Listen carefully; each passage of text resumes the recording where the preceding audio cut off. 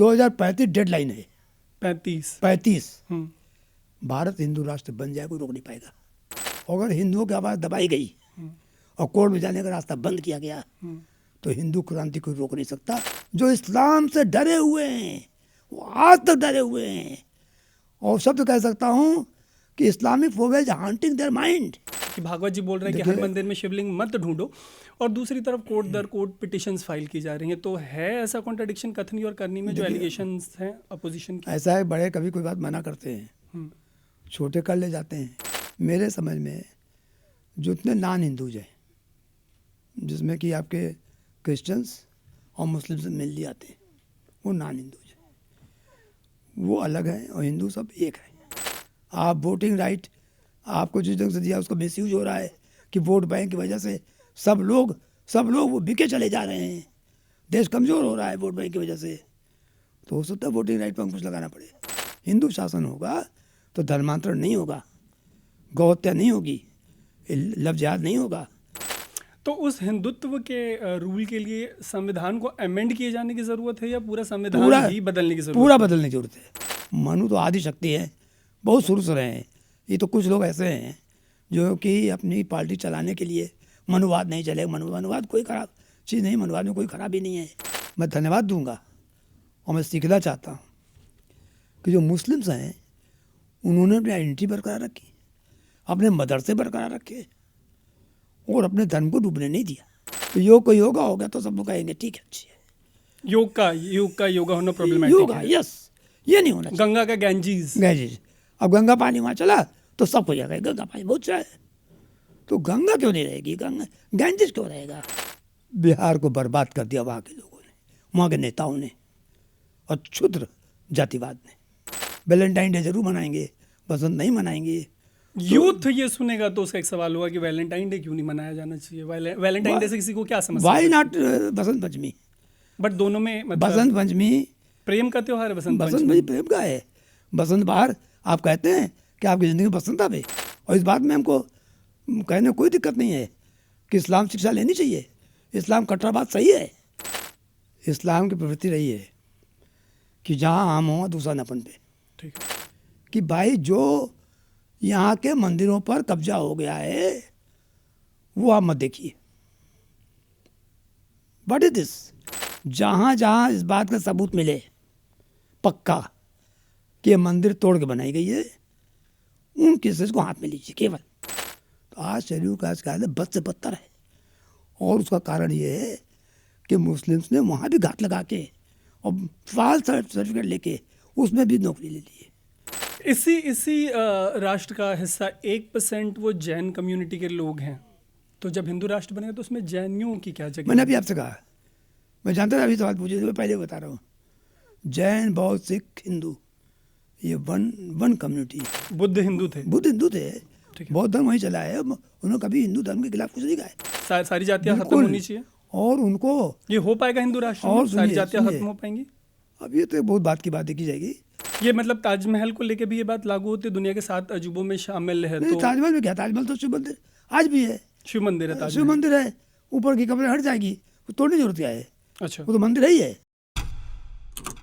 हमारे साथ हरिशंकर जैन सर हैं। हिंदुओं का जो राम मंदिर की जो हिंदुओं की पूरी लड़ाई रही है कोर्ट्स में, उसमें जो लीगल साइड है उसको रिप्रेजेंट करने का इन्होंने काम किया है शुरू से ही। उसके अलावा अभी के टाइम में या तो काशी हो या मथुरा या संभल हो या अजमेर या ताजमहल हो या कुतुब मीनार, ऐसे तमाम जगहों पे जो हिंदू साइड के दावे हैं उसको रिप्रेजेंट कर रहे हैं। और उसके अलावा इनका मानना है कि भारत को हिंदू राष्ट्र होना चाहिए। तो इसी पे पूरी कॉन्वर्सेशन जो है इसके इन एंड अराउंड रिवॉल्व करेगी। हम इस कॉन्वर्सेशन को इन्हीं क्वेश्चंस पे बेस करेंगे। अभी संघ प्रमुख मोहन भागवत जी ने एक इवेंट के दौरान कहा कि 20 साल में भारत विश्व गुरु बन सकता है। मेरा सवाल ये है कि आपको लगता है कि 20 साल के समय में भारत के पास विश्व गुरु बनने की क्षमता आ जाएगी? और अगर भारत विश्व गुरु बनता है तो इसके प्रभाव क्या होंगे? देखिए, भारत विश्व गुरु शुरू से रहा है, आज भी है, कि आध्यात्म के क्षेत्र में आज पूरे विश्व में हिंदू शास्त्र का, हिंदू व्यवस्थाओं का और जो हिंदू व्यवस्था है उसका कोई सानी नहीं है। बात विश्व गुरु बनने की नहीं है, विश्व शक्ति बनने की है। वो गुरु जिसका शक्ति ना हो तो खाली गुरु बनने से कुछ नहीं होता। ठीक है। मैं चाहता हूँ कि भारत गुरु तो है पर शक्ति नहीं है।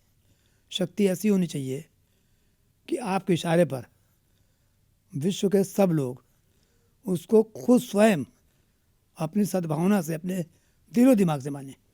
विश्व शक्ति बनने के लिए, और या विश्व गुरु वित्त शक्ति यूँ कह दीजिए, मैं इसको यूँ कह रहा हूँ, हमको सबसे ज़रूरत है कि भारत का जो आज का शासन तंत्र है ये बदले। और ये शासन तंत्र जब तक वेद और शास्त्रों के हिसाब से नहीं चलेगा, जब तक हमारी जो सनातनी व्यवस्था है उसके हिसाब से नहीं चलेगा, तब तक देश में खुशहाली नहीं आ सकती। ऋषि सुनक का प्रधानमंत्री बनना हो ब्रिटेन में, या विवेका रामास्वामी का जो डोज एक मिनिस्ट्री बनाई है डोनाल्ड ट्रंप ने, उसको रन करना हो दुनिया के सबसे अमीर आदमी एलॉन मस्क के साथ, तो ये कहीं ना कहीं इंडिकेट करता है कि वापस से जो हिंदुइज़्म है ये उसका रिवाइवल है। और ठीक है, मतलब ये वो स्टेप्स हैं जिसके थ्रू हम जा रहे हैं वो विश्व गुरु बनने के डायरेक्शन में। नहीं, मैं इसको रिवाइवल नहीं मानता। ठीक है। देखिए, किसी व्यक्ति का, कोई हिंदुओं का ही प्रधानमंत्री बन गया या कुछ पद पा गया या थोड़ी सत्ता आ गई, उसे हिंदुइज्म नहीं आता। हिंदुइज्म का मतलब ये हुआ कि अगर आपने एक आज कहा कि आज योग होगा पूरे देश में, पूरे विश्व में, तो पूरे विश्व आज योग होगा। आपने कहा जय श्री कृष्णा होगा, आपको हरे कृष्णा करना है, तो विश्व के हर मंच पर, हर जगह उसको माना जाए। तो ये जो है वो आध्यात्मिक सत्ता होती है। आई एम टॉकिंग अबाउट आध्यात्मिक सत्ता।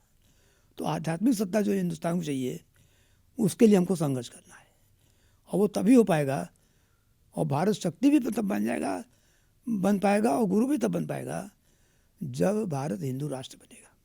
वेद शास्त्र सनातन की शिक्षा नहीं देंगे, गुरुकुल फिर से नहीं पनपेंगे, तब तक यहाँ की शिक्षा व्यवस्था सही नहीं होगी। यहाँ की शिक्षा व्यवस्था के लिए ज़रूरी है कि गुरुकुल आवे, फिर से बने, और जो क्लिनिकल शिक्षा दी जा रही है वो उससे कभी देश का भला नहीं होगा। तो जैसे इतने जो IIT, IIM और एम्स, ये जो तमाम संस्थान खोले गए, जिसके बाद भारत पूरी दुनिया को इंजीनियरिंग का फील्ड हो तो, या मेडिकल का फील्ड हो तो, या जैसे सुंदर पिचई गूगल के CEO बन के बैठे हुए हैं, तो जो हमने ग्लोबली टैलेंट एक्सपोर्ट किया है वो तो किसी का सवाल हो सकता है कि ये तो मॉडर्न एजुकेशन की देन है। मैं नहीं कह मॉडर्न एजुकेशन न पढ़ाई जाए। क्वेश्चन है कि मॉडर्निटी के साथ साथ आप अपना भूल कह सकते हैं। आप जिस परिस्थिति में, जिस जगह पर, जिस मिट्टी से पलते हैं, अपनी भाषा, अपनी संस्कृति, उसको कैसे भूल सकते हैं? क्यों नहीं आप देख सकते कि हमारे यहाँ हमारे शास्त्रों में इस बारे में क्या क्या लिखा है। जैसे मान लीजिए चाणक्य, आपको अर्थशास्त्र की ज़रूरत है, इकोनॉमिक्स की ज़रूरत है, तो या एडमिनिस्ट्रेशन की ज़रूरत है, तो चाणक्य की अर्थशास्त्र को नहीं पढ़ सकते। तो हमारा मतलब ये है कि जो आज की साइंस बढ़े, साइंस से मेरा कोई विरोध नहीं, बिल्कुल बढ़े, कपल्ड विद इंडियन फिलासफी। जो हिंदू फिलासफी है उसको तिलांजलि नहीं दे सकते। आज हो ये रहा है कि हम अपनी संस्कृति को तिलांजलि दे रहे हैं, जिसकी वजह से आज आपकी जो सत्ता है वो जाकर मिक्सअप हो जा रही है क्रिश्चियंस में, विदेश में। अगर वही चीज़ आपकी विदेश चली जाती है और वहाँ से लौट के आती है, तो योग को योगा होगा तो सब लोग कहेंगे ठीक है, अच्छी है। योग का योगा होना प्रॉब्लमैटिक है। यस, ये नहीं होना चाहिए। गंगा का गैंजीज, अब गंगा पानी वहाँ चला तो सब हो जाएगा, गंगा पानी बहुत अच्छा है, तो गंगा क्यों नहीं रहेगी, गंगा गैंजेस क्यों रहेगा? किसी का ये सवाल हो सकता है कि अल्टीमेटली आपने भी जो अपनी लीगल स्टडीज़ की, वो तो आपने मॉडर्न एजुकेशन जो है, जो इंडियन कॉन्स्टिट्यूशन है या जो IPC CRPC है, इसको अगर आप अपने पर्सनल एक्सपीरियंस में वेदों के साथ, शास्त्रों के साथ ब्लेंड करना चाहेंगे, और अगर ये ऑडियंस देख के समझना चाहे कि वो ब्लेंड कैसा होगा, उसमें से क्या निकल के आएगा, आप क्या अपने अनुभव से? देखिए, अगर सही चीज़ को पाना है तो एक सच्चाई को स्वीकार करना पड़ेगा। मॉडर्न एजुकेशन पढ़ के आए एक अलग चीज़ हुई, परंतु मैं अपनों को नहीं भूला, और वेदों लौट नहीं रहे हैं। वेद और शास्त्र, यहाँ की संस्कृति हमारे में समाहित है, लौटने का सवाल नहीं है, उनको रिटेन करने का सवाल है। आपकी लाइफ स्टोरी लोग जानना चाहेंगे। आप थोड़ा ये बताइए कि आप किस शहर में पले बढ़े, आपकी स्कूलिंग कहाँ से हुई, आपने बोर्ड कहाँ से किया, +2 कहाँ से किया, ग्रेजुएशन कहाँ से किया, और पोस्ट ग्रेड कहाँ से किया? ऐसा है कि मेरे पिताजी सर्विस में थे, जुडिशियल सर्विस में थे जुडिशियल सर्विस में। जी।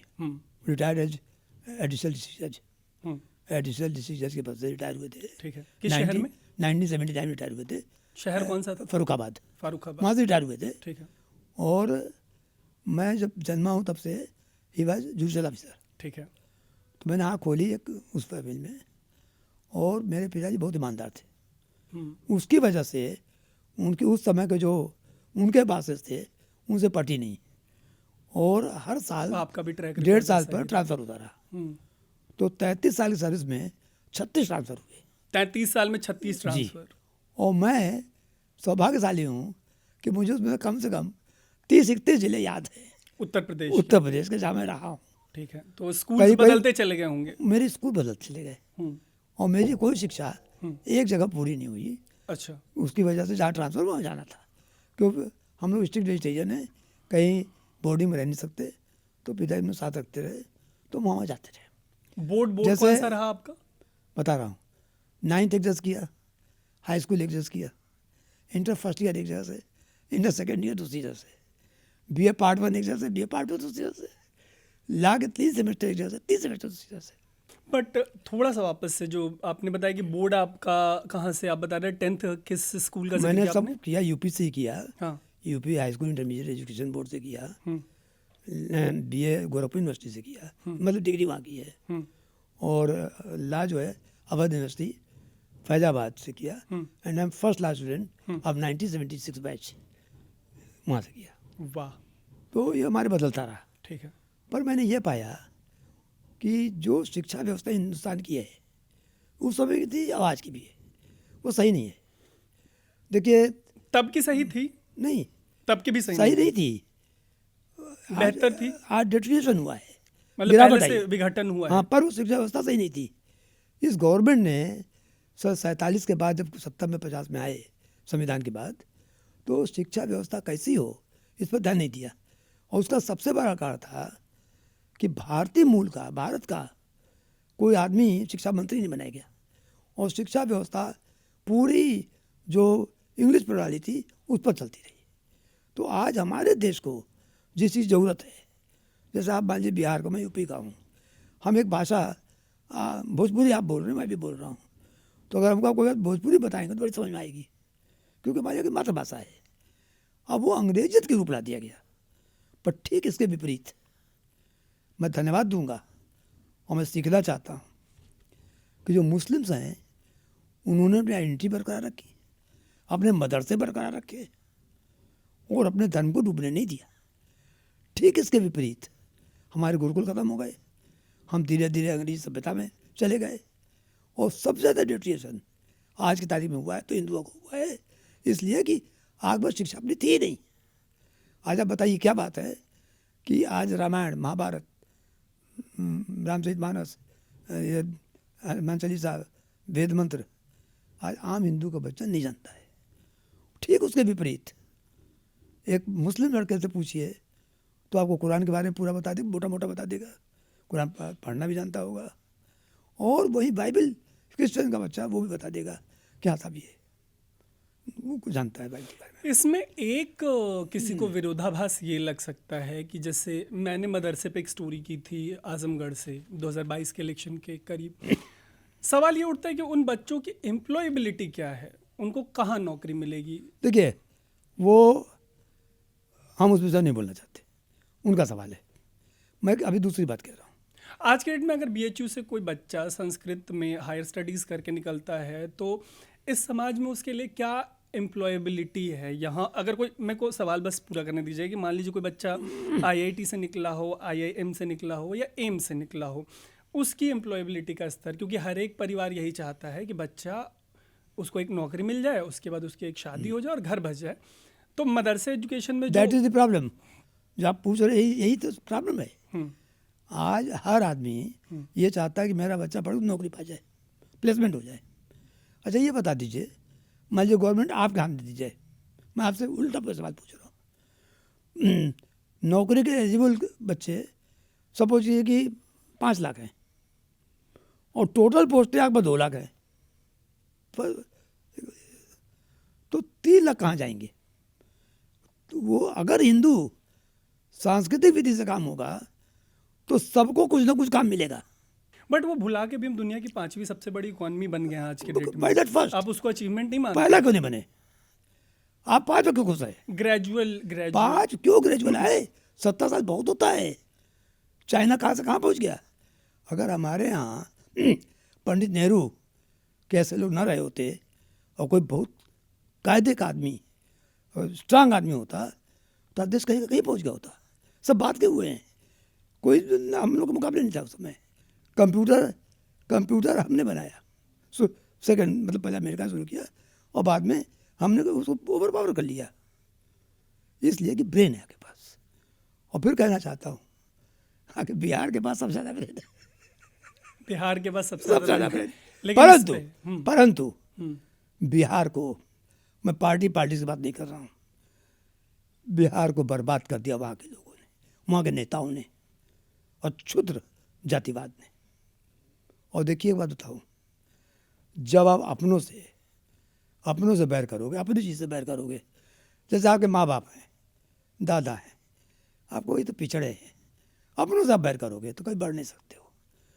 आपकी हिंदुस्तान में मॉडर्निटी जिस तरह से हुई कि आप जो है जब तक फॉरेन का नाम नहीं लोगे, दुनिया को उसके हिसाब नहीं चलोगे, आपको आता हो ना आता हो टाई ज़रूर लगाएंगे, टाई लगाना फैशन में आ गया।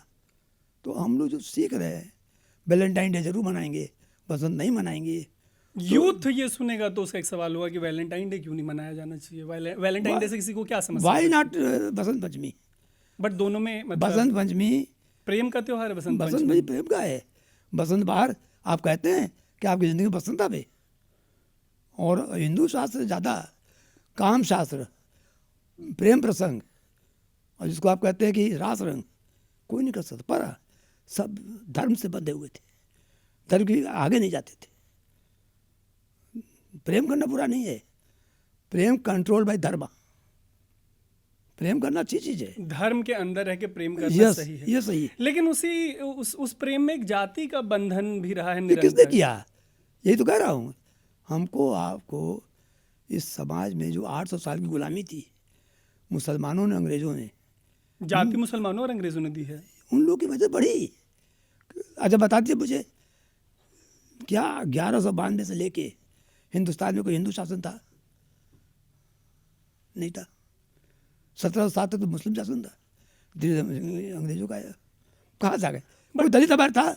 कोई नहीं था। बट कहने वाले कहते हैं वाल्मीकि जी कौन थे? नहीं, लेकिन कहने वाले कहते हैं कि भारत एक लौता देश है जहाँ पे मुसलमान आके जातियों में बट गए। अदरवाइज इनमें पंथ मिलते हैं, लेकिन ग्लोबली मुस्लिम्स में कास्ट कहीं नहीं मिलती। जरा ये बताइए कि सैयद कहाँ, शेख कहाँ इंडिया के हैं? वो कहाँ से आ गए? जो शेख लोगों कहाँ से आ गए? ये बता दीजिए कि गुलामी प्रथा कहाँ से आएगी? गुलाम कहाँ बिकते थे? इंडिया बिकते थे क्या? वो अरब बिकते थे। स्लेवरी ऑल टुगेदर अलग टॉपिक है, क्यों अलग है? अलग क्यों है? नहीं, वो दाता से, दलित से ज़्यादा बदतर है। हम दोनों पे बात कर सकते हैं। मेरा तो सवाल ये है कि कहने वाले कहते हैं कि जो इंडियन मुस्लिम है वो एक अनोखा मुस्लिम है जिनमें जाति है। अदरवाइज आप जब ग्लोबली अगर पाकिस्तान और बांग्लादेश को एक ही उपमहाद्वीप का हिस्सा मान लें तो इन तीनों को छोड़ के आपको ग्लोबली ऐसे एग्जांपल्स नहीं मिलते जहाँ पे जैसे धोबी या जुल्हा या इस तमाम कैटेगरी से मुसलमानों में जाति नहीं मिलती। और आप कह रहे मुसलमानों ने जाति दी। ऐसा है कि हम लोग 2 काम करते हैं। जब उनका फेवर करना होता है तो हिंदुस्तान के मुसलमानों को घरों से अलग कर देते हैं। अरे भाई हिंदुस्तान में रह रहे हैं, हिंदुस्तान की बात कीजिए। अब अरब में क्या है कह रहा और किसके यहाँ क्या है, उस तो बड़ी लंबी कहानी हो जाएगी। लेकिन सवाल ये है कि आज 72 जातियाँ 72 ये मुसलमानों में, मेरे पास पूरी लिस्ट है जो इंडिया में, भारत के अलावा कहीं नहीं है। मैं भारत की बात कर रहा हूँ, भारत का हूँ, भारत की बात कर रहा हूँ, भारत की बात करूँगा।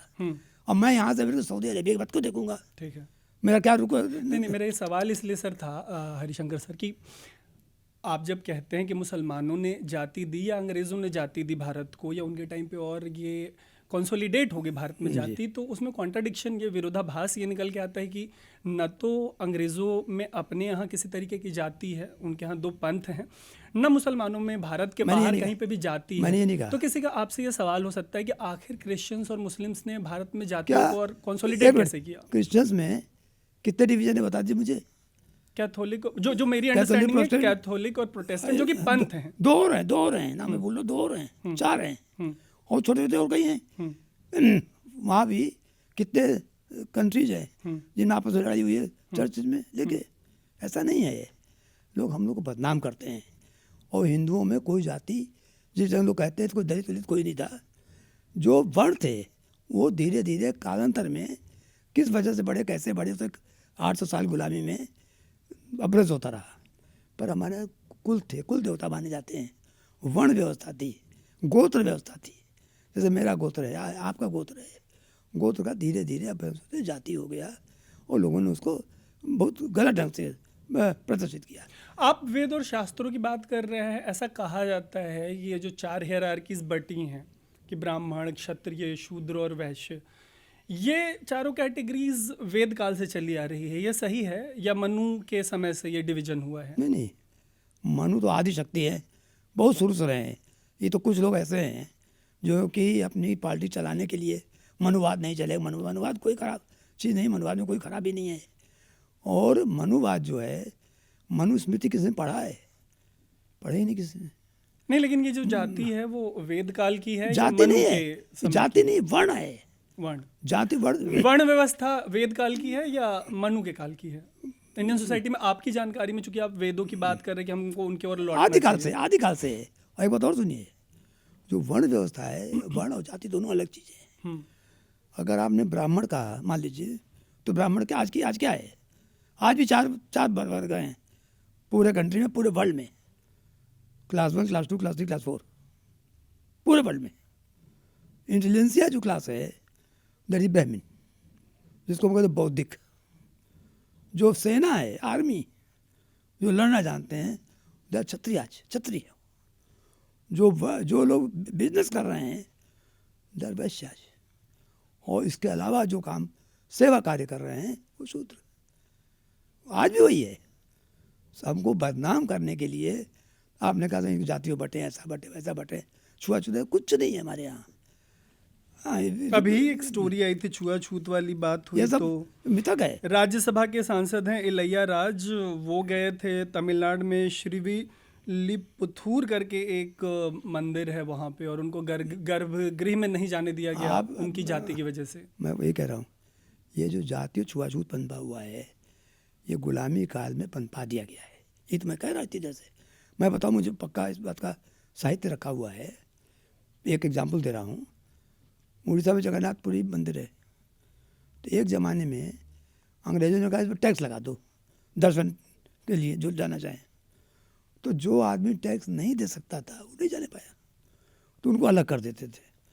तो उनका धीरे नाम उनका अछूत पड़ गया। अछूत मतलब ये आ नहीं सकता अंदर, और अछूत तैयार हो गया, तैयार किया। लेकिन जिस राम मंदिर की आपने 35 साल लड़ाई लड़ी, वहाँ पे भी तो वीआईपी दर्शन करवा ही रहे हैं। नहीं, वो गलत है।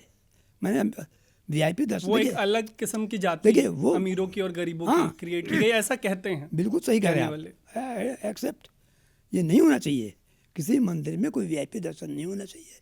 मतलब भेदभाव नहीं हुआ करता था, बिल्कुल नहीं हुआ करता था। तो ये जो हिंदू राष्ट्र की आप बात कह रहे हैं, जो कि आपका एक लंबा कैंपेन रहा है, अगर हिंदू राष्ट्र बनता है भारत, तो उससे आपके अपने एक्सपीरियंस के हिसाब से भेदभाव बढ़ेगा या घटेगा? टोटल 0 हो जाएगा, खत्म हो जाएगा। ना भेदभाव रहेगा, ना छुआछूत रहेगी, और ना आज का जो आप देख रहे हो डिस्क्रिमिनेशन, वो नहीं रहेगा। हिंदू राष्ट्र बनने से बदलेगा क्या? हिंदू राष्ट्र में सब कुछ बदल जाएगा। फॉर एग्जाम्पल सब देखिए, इकोनॉमी, एजुकेशन, इकोनॉमी बदल जाएगी। हिंदू इकोनॉमी कभी हमें स्वर्ण युग था, हम सोने की चिड़िया थे देश में, हमारा स्वर्ण काल था, गुप्त काल। उसमें प्रधानमंत्री का चुनाव कैसे होगा? देखिए, अब प्रधानमंत्री, आज तो मैं संविधान लिखने बैठा नहीं हूँ, ये तो जब हिंदू राष्ट्र बनेगा संविधान लिखा जाएगा। हो सकता है कि हम लोग या उस समय जो राज सत्ता की तरफ लौटेंगे। राज सत्ता से लौट सकते हैं, और लौटना चाहिए, क्योंकि जब तक एक राज सत्ता नहीं होती तब तक देश का कल्याण नहीं होता है। तो ये सुन के तो आप लीगल फ्रेटर्निटी से हैं, और किसी का सवाल ये हो सकता है कि एक लीगल प्रैक्टिशनर जिसने अपनी आधी ज़िंदगी लीगल प्रैक्टिस में दे दी, वो संविधान को दरकिनार किए जाने की बात कर रहे हैं। क्यों, क्या हुआ? ये कौन कहता है संविधान बदला नहीं जा सकता? जो चीज़ बनती है वो बिगड़ती भी है। ये शास्त्र, ये नियम है। जैसे संविधान बना इसमें बहुत सी कमियां हैं। इसमें हिंदुओं के साथ इस संविधान में टोटल न्याय हुआ है। इस संविधान में हिंदुओं के अधिकार लिए गए हैं। अल्पसंख्यकों को जबरदस्ती ऐसे अधिकार दिए गए हैं कि हिंदुओं को नुकसान हो। आर्टिकल 29 का कोई वजह नहीं थी, 28 की कोई वजह नहीं थी। और आपने कह दिया कि आप प्रोपोगेट कीजिए, सारी ईसाई मिशनरी लग रही हैं, वो धर्मांतरण करा रहे हैं, तो इससे छूट नहीं दी जा सकती। हिंदू शासन होगा तो धर्मांतरण नहीं होगा, गौहत्या नहीं होगी, लव जिहाद नहीं होगा, और देश को जो कमज़ोर करने वाली प्रवृत्ति है, तोड़ने की प्रवृत्ति है, वो खत्म हो जाएगी। तो उस हिंदुत्व के रूल के लिए संविधान को अमेंड किए जाने की ज़रूरत है या पूरा संविधान ही बदलने की ज़रूरत है? पूरा बदलने की जरूरत है। और मैं इस बात कहता मतलब आपको संविधान के सर्टेन हिस्सों से नहीं बल्कि पूरे संविधान से ही आपका डिसएग्रीमेंट है? मैं कहता रहा हूँ, फिर कह रहा हूँ कि वर्तमान संविधान जो है ये ट्रांजिटरी पीरियड था। किसी भी देश की 800 साल गुलामी के बाद 70-75 साल टेस्टिंग पॉइंट होता है। उसके बाद हम देखते हैं कि हमें क्या चाहिए। अब वक्त आ गया है कि हम देखें कि जो संविधान था ये इसका एक्सपीरियंस कर लिया, एक्सपेरिमेंट कर लिया, एक्सपीरियंस भी कर लिया, एक्सपेरिमेंट कर लिया। अब हमको एक स्थायी संविधान बनाना होगा ताकि यहाँ पर देश में एक स्थायित्व आवे और पूरे वर्ल्ड लेवल पर हम आगे बढ़ सकें। देखिए क्या कारण है कि आज बांग्लादेश में हिंदू मारे जा रहे हैं, बुरी तरह मैसेकर हो रहा है, हम चुप देख पा रहे, कुछ बोल नहीं पा रहे हैं। प्रधानमंत्री ने और विपक्ष ने दोनों ने इस पे स्टेटमेंट्स दिए। स्टेटमेंट देने से कुछ नहीं होता। I believe in action taken. किस तरीके का एक्शन लिया? अभी तो मैं इस हालत में नहीं हूँ कि मैं बताऊँ। आपके पोजीशन से अगर आदमी बताने की स्थिति जो हिंदुओं की लगातार जिसने ये करके बता दिखा जाता है। फॉर एग्जाम्पल अगर आप फॉर एग्जाम्पल नहीं बातें उसका फॉर एग्जाम्पल नहीं होती है, ये करके दिखाया जाता है। जैसे क्या करना चाहिए सरकार? जैसे आप हिंदू राष्ट्र की परिकल्पना में विश्वास करते हैं, सरकार को बांग्लादेश में हिंदुओं पे जो अत्याचार हो रहा है उसके लिए क्या करना चाहिए था? देखिए मैं जानता हूँ अगर हिंदू शासन होता, और पहले भी हुआ था, होता रहा, एक राजा जब देखता था कहीं अन्याय हो रहा है तो तुरंत आर्मी मार्च करती थी। आपका मानना है कि एक्शन लिया जाना चाहिए और वो एक्शन आर्मी एक्शन होना चाहिए? उससे कम कुछ होता ही नहीं। भाई आप ये बताइए, आप देख रहे हो कि वहाँ कितना घृणित कार्य हो रहा है, किस ढंग से मानवता के साथ मानवता चीत्कार कर रही है, और आप नहीं बोल पा रहे हो। तो इसलिए एक नहीं बोल पा रहे हैं कि आपके यहाँ एक कठोर कट्टर शासन नहीं है। और मैं कट्टर हिंदू शासन की बात कर रहा हूँ। मैं लिबली वो सहिष्णुता और सद्भाव वाली बात नहीं कर रहा हूँ। देश हमेशा कट्टरता चलता है और कठोरता चलता है। शासन कठोर होना चाहिए, और इस बात में हमको कहने कोई दिक्कत नहीं है कि इस्लाम शिक्षा लेनी चाहिए। इस्लाम कट्टरवाद सही है, और ये हिंदू कट्टरवाद जब पनपेगा देश में और कट्टरता से शासन होगा तभी देश बचेगा और तभी देश बनेगा और बढ़ेगा। ये मेरा अपना मानना है। वहाँ पे जमात वाले जो बांग्लादेश में जमात इस्लामी का फिर से रिसर्जेंस हुआ है, इन अ वे कहा जा रहा है कि वही लोग बांग्लादेश की सरकार चला रहे हैं। उनकी भी मोरलेस यही अवधारणा है कि जैसे हिंदू राष्ट्र होना चाहिए भारत को, उसी तरीके से उनका जो देश है वो एक मुस्लिम राष्ट्र होना चाहिए, और कहीं ना कहीं उसी का खामियाजा भुगतना पड़ रहा है हिंदुओं को बांग्लादेश में। एक देखने का नज़रिया ये है कि वहाँ जो सेक्युलरिज्म था शेख हसीना के टाइम में उसको धक्का लगा है, और उसी की वजह से जो हिंदुओं का एलिजिड जेनोसाइड है वो वहाँ पे हो रहा है। आपको लगता है कि जो बांग्लादेश कर रहा है वो सही कर रहा है या गलत कर रहा है? देखिए, इस्लाम की प्रवृत्ति रही है कि जहाँ आम हो दूसरा नपन पे। ठीक है। एक मोहल्ले में 50 घर हैं और मात्र 20 घर मुस्लिम के हो जाएं तो 30 घर असुरक्षित हो जाते हैं, और धीरे धीरे करते करते 10-20 भाग जाते हैं और सब मुस्लिम शासन हो जाता है। तो हम भी अपना सकते हैं ये बात। ये कहाँ लिखा है कि हिंदू नहीं कर सकता ये बात? इसमें कोई बुराई नहीं है। और एक आदमी कट्टर होता है हित के लिए, अपने हित के लिए होता है या अपने बचाव के लिए होता है, तो वो इसमें कोई बुराई की बात नहीं है। बट अगर आप ये सद्भावना और सहिष्णुता, ये थोते शब्द हैं। देखिए, सहिष्णुता बहुत अच्छी चीज़ है, मैं इसके खिलाफ नहीं हूँ, पर सहिष्णुता तब बुरी होती है जब आप काटे जाते हो, उसकी वजह से आपका नुकसान होता है। आप हमारे घर में बैठ गए, हम आपके घर अपना लेने आए, कहे भाई देखो भाईचारा खत्म हो जाएगा, अशांति मच जाएगी। मैं बता रहा हूँ, अभी आपको उदाहरण बता रहा हूँ, और उस चीज़ को ला रहा हूँ जो आपने बहुत देर से कही नहीं। प्लेस ऑफ वर्शिप एक्ट है। क्या है, क्या है ये कि भाई जो यहाँ के मंदिरों पर कब्जा हो गया है वो आप मत देखिए। What is this? तो यानी जो जराइम हो गया, जो जुर्म हो गया, उसको दफन कर दो और भाईचारा तभी रहेगा जब नीचे नहीं मांगोगे। यानी मेरे मकान पर आके आप बैठ जाओ और मैं बाहर चला जाऊँगा तो भाई साहब भाईचारा हो गया, हम नहीं मांगते, भाईचारा रहेगा। यानी कि हिंदुओं को दबाना हो तो संविधान है, और जब हिंदू अपनी बात करे तो सहिष्णुता प्रिवेल करेगी, कॉन्स्टिट्यूशन प्रिवेल नहीं करेगा। तो मैं ऐसे किसी भी कानून को दिल से मानने के लिए तैयार नहीं हूँ। अब देखिए, छोटा देखिए, संभल संभल तो बहुत बहुत चिल्लाए। आज एक संभल की वजह से कितने मंदिर मुक्त हो गए। जब देश की जनता खड़ी होगी, आवाज़ उठेगी, तो आपको ऐसी चीज़ें मिलेंगी। मैं बहुत चीज़ें जिनको आज आपके सामने बता नहीं सकता हूँ, मैं जानता हूँ बातों को, अभी नहीं कर सकता हूँ। अगर वो थोड़ा सा, अगर सरकार, आप डर के मारे नहीं कह रहे हैं क्या? मतलब मैं क्यों नहीं कह सकते? नहीं, कोई डर नहीं है, स्ट्रेटेजी होती है, उससे हमारे कम्युनिटी को नुकसान हो सकता है या बहुत सी चीज़ मिट सकती हैं।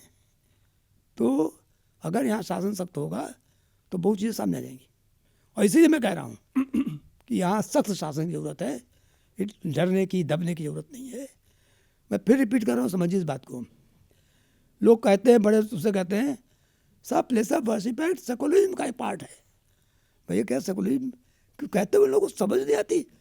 और मैं ताजुब है कि लोग कैसे कह जाते हैं, बड़े लिखे लोग कह रहे हैं क्या यही सेकुलरिज्म है? क्या आपने प्रॉपर्टी पर कब्जा कर लिया? और हम बोले ना, यानी मंदिर पर कब्जा करने को जो कानून जायज डिक्लेयर कर दे वो सेकुलरिज्म है देश का। संविधान के बनने के बाद 47 के बाद इस तरीके का कोई कब्जा हुआ है? अगर एक इंडिपेंडेंट नेशन के पॉइंट ऑफ व्यू से सोचें, कश्मीर में क्या हुआ है? कश्मीर में क्या हुआ? कितने मंदिर तोड़े गए? अभी निकला हुआ है, अभी जो राइट 92 में हुए थे तो कितनी जगह पर हिंदू भगा दिए गए और सारी मंदिरों कब्जा हो गए, सब निकल रही हैं।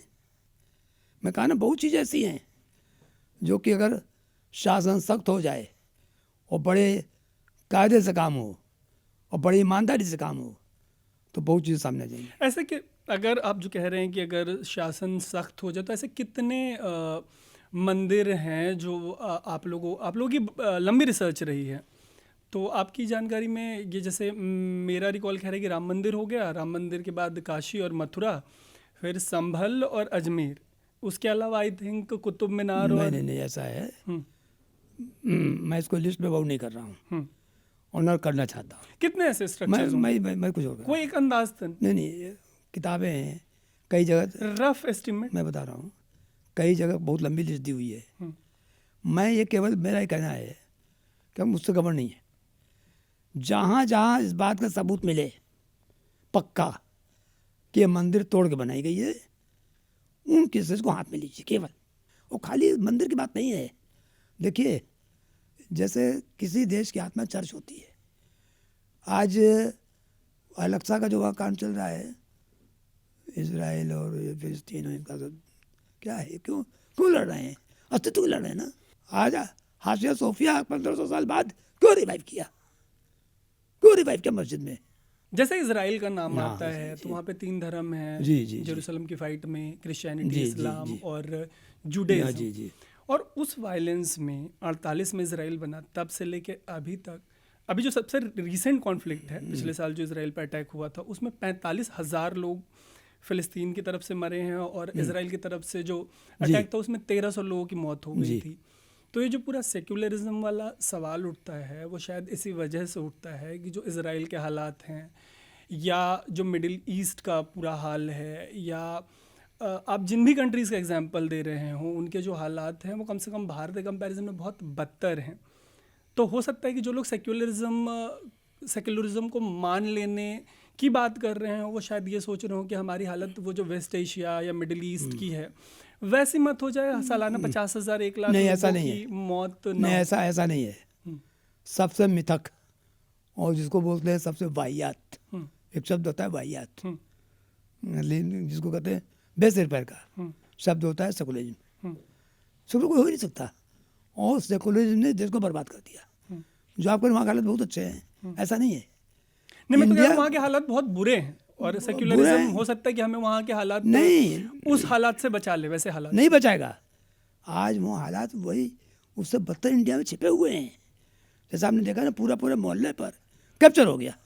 आज हमारी आवाज़ बंद कर दी, आज हिंदू को पलायन करना पड़ा, तो हालत अच्छे हो गए। रोहिंग्या बांग्लादेश चले आ रहे हैं इस देश में, पूरा वेस्ट बंगाल बर्बाद हो गया, मेघालय, त्रिपुरा, नॉर्थ ईस्ट, क्या हालत है। तो हालत यहाँ बहुत ख़राब है, उसको दिखावा नहीं हो रहा, दबा दिया गया। बट सर जैसे वापस से सवाल वही है कि कम से कम जैसे ही इजराइल की बात आती है तो जो पूरा जेरूसलम का जो फाइट है उसमें 3 रिलीजन्स इन्वॉल्व हैं।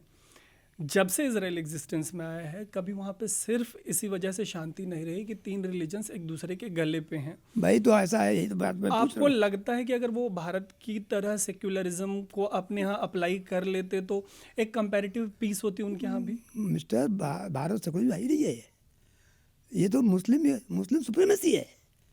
सेकुलर है कहाँ? जब आपको कुछ देना होता है हिंदुओं के खिलाफ तो सेकुलरिज्म है, और जो उनको देना होता तो माइनॉरिटी है, तो सुप्रीमेसी हुई।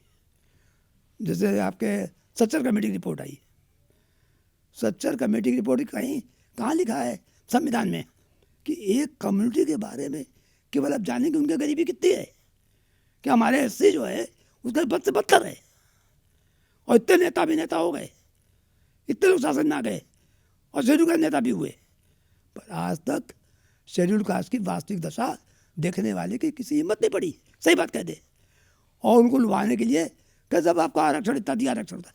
अरे भाई आरक्षण ठीक, आरक्षण तो अपनी जगह है, पर जिनको आरक्षण लाभ नहीं मिला उनका क्या होगा?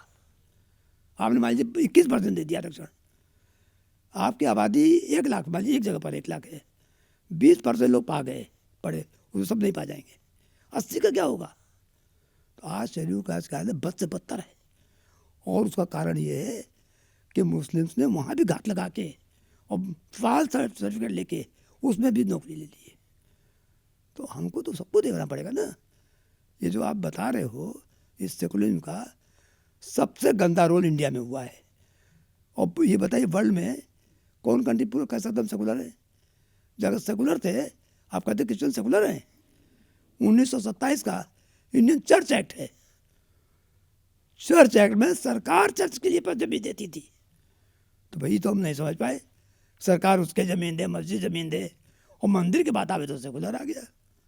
तो ये सब होता है केवल हिंदू को दबाने के लिए सेकुलर बढ़ाया है, और इसीलिए हिंदू राष्ट्र होना चाहिए। और जब तक हिंदू राष्ट्र नहीं होगा इस देश आगे नहीं बढ़ सकता, देश का कल्याण नहीं होगा। मैं भारत सरकार के डेटा की बात करूं, 2011 का सेंसस है, उसके हिसाब से 14.25% के आसपास मुसलमान हैं। तो किसी का एक सवाल ये हो सकता है कि अगर हिंदू राष्ट्र बनता है तो इसमें मुसलमानों की क्या स्थिति होगी, उनकी क्या जगह होगी, उनके लिए जो ये हिंदू राष्ट्र का संविधान है उसमें क्या होगा? जब हम लोग देश से बात करते थे कि इंडिया स्वतंत्र हो, तो मैं तो नहीं था उस समय, मेरे माँ पिताजी बताते थे, लोग कहते थे अंग्रेज की ये देश चलाएंगे कैसे देश चलाएंगे, इनको तो कुछ आता नहीं है। बात दूसरी कि आज खुद नहीं चला पा रहे, सुनक जी गए तो आगे इकोनॉमी सुधारी। तो इसी तरह से जब हिंदू राष्ट्र बनेगा, संविधान बनेगा, उसमें व्यवस्थाएं आएंगी। बट आपने 35 साल लीगल प्रैक्टिस को दिया है और हिंदू राष्ट्र का झंडा बुलंद किया है आपने, तो कुछ तो थॉट होगा, कोई थॉट प्रोसेस होगा कि इसमें मुसलमानों की ये जगह होगी, इस राष्ट्र में जो अल्पसंख्यक है, सिर्फ मुसलमान नहीं बाकी के भी, उनकी ये जगह होगी। आप लोग अल्पसंख्यक का, मेरा अल्पसंख्यक का कंसेप्ट अलग अलग है। मेरे समझ में जितने नॉन हिंदूज हैं, जिसमें कि आपके क्रिश्चियंस और मुस्लिम से मिल जाते हैं, वो नॉन हिंदूज हैं, वो अलग हैं, और हिंदू सब एक है। तो जो नॉन हिंदूज हैं, मैं उस पर भी बता रहा हूँ, उनकी एक देश में वर्ल्ड लेवल पर जो आप देख रहे हो आज, उसको उस समय के हिसाब से देखा जाएगा। भाई तो तय है कि उनको ये अधिकार नहीं मिल जाएगा कि आप हमारे देवी देवताओं को वो करें, अपमानित करें। आज जो फिल्मों में हो रहा है वो नहीं हो सकता। आप वोटिंग राइट आपको जिस ढंग से दिया उसको मिसयूज हो रहा है कि वोट बैंक की वजह से सब लोग सब लोग वो बिके चले जा रहे हैं, देश कमज़ोर हो रहा है वोट बैंक की वजह से, तो हो सकता है वोटिंग राइट पर अंकुश लगाना पड़े। और जो कुछ और देशों में हुआ है हिंदुओं के साथ, उससे भी तो इतिहास हम सबक लेंगे, और सबक लेके कुछ पॉलिसी बन सकती है। कैसे क्या हो? इसी राष्ट्र का हिस्सा 1% वो जैन कम्युनिटी के लोग हैं, तो जब हिंदू राष्ट्र बनेगा तो उसमें जैनियों की क्या जगह? मैंने अभी आपसे कहा, मैं जानता था अभी सवाल पूछे थे, मैं पहले बता रहा हूँ, जैन, बौद्ध, सिख, हिंदू, ये वन कम्युनिटी है। बट इनके जो पंथ निर्माता हैं, तो हमारी आपसी बात है। महावीर जी को कुछ तो लगा होगा, नहीं, तभी नहीं, तो नहीं। उन्होंने एक नए पंथ का या ना, नए ना, धर्म ना, के ना, निर्माण ना। का सोचा होगा। ये आपको गलत फहमी है, ये सबको गलत फहमी है। जैन धर्म किसी ने चलाया नहीं है, जैन धर्म भी आदिकाल से चला रहा है। और हिंदू मेरी पढ़ाई जितनी है उसके हिसाब से गलत महावीर है जी को ना, गलत है। अच्छा। तो गलत आप लोग मालूम है। अच्छा। हिंदू मंदिर और जैन मंदिर शुरू से बनते रहे हैं, और महात्मा बुद्ध जो है वो ऐसा, वो बुद्ध हिंदू थे भाई, बुद्ध हिंदू थे। बुद्ध हिंदू थे, ठीक है। बौद्ध धर्म वहीं चला है। उन्होंने कभी हिंदू धर्म के खिलाफ कुछ नहीं कहा है, उन्होंने सुधार किया है। ये केम एज रिफॉर्मर कि नहीं साहब, जो बलि प्रथा है या अहिंसा है, ये बंद होनी चाहिए। उन्होंने कभी हिंदू धर्म की खिलाफत कभी नहीं की है। और जैन धर्म तो हिंदू धर्म साथ साथ चले हैं, मंदिर साथ साथ बने हैं। खाली इतना है, एक आदमी प्योर अहिंसक है कि अहिंसावादी है, और हिंदू धर्म में हिंसा भी है। मतलब पंथ है अलग अलग, हिंदू और जैन कभी बट नहीं सकते। मतलब कोई ऑडियंस अगर सिख इधर सिख है, सिख तो कर्ज है। सिख कम्युनिटी ने हिंदू को बचाया है, कुर्बानियाँ दी हैं। मैंने अभी सबसे पहले कहा कि आज 21 जो तारीख चल रही 21 से 27 तक का ही पूरा हफ्ता गुरु नानक देव जी के बच्चों का सब कुछ इसमें बलिदान हुआ है। शायद आर्य से काटा गया, दीवार में चुना गया, क्या नहीं हुआ है। कि सिखों का एक धड़ा है जिनका ये कहना है कि जो हिंदू राष्ट्र के ध्वजवाहक हैं, उनका मानना है कि जैनिज़्म और बुद्धिज़्म की तरह सिखिज़्म भी कोई अलग रिलीजन नहीं है, और हो सकता है कि गोइंग फॉरवर्ड हमारे लिए वो जो जगह है, जो स्पेस है, उसको चोक कर दिया जाए, और इसी वजह से वो खालिस्तान जैसी मांग उठाते हैं। आपको पर्सनली नहीं लगता कि जब कभी भी हिंदू राष्ट्र की बात होती है तो ये जो सिखों में जो रेडिकल एलिमेंट है उनको ताकत मिलती है ऐसी बातों से? देखिए, सिख जो है वो हमारा सिरमौर है, ठीक है। पहली बात। जो सिख धर्म का उदय हुआ था वो केवल हुआ था हिंदुओं को बचाने के लिए। हिंदू और सिख कभी अलग नहीं हो सकते। वो हमारे सरदार हैं। सरदार मतलब होता है नेता, हेड, लीडर। थे वो हैं और रहेंगे। हर में कुछ ना कुछ एलिमेंट समय के हिसाब से हो जाते हैं। हम लोग बातचीत करके उसको कर लेंगे, उनको समझा लेंगे, वो कोई इशू नहीं है। इशू अब इस समय ब्रॉड इशू है, हिंदू, क्रिश्चियन और मुस्लिम्स। मतलब आप मानते हैं कि सिख कम्युनिटी में जो रेडिकल एलिमेंट है वो दिग्भ्रमित है और वो मान जाएगा? मान जाएगा, उनमें कोई दिक्कत की बात नहीं है। सब अपने भाई हैं और वो इस फोल्ड से कभी जा नहीं सकते। और आपको ये वो भी भी लगता है वो भी गुरुवाणी पढ़ते हैं, ऐसा नहीं कि पढ़ते नहीं हैं।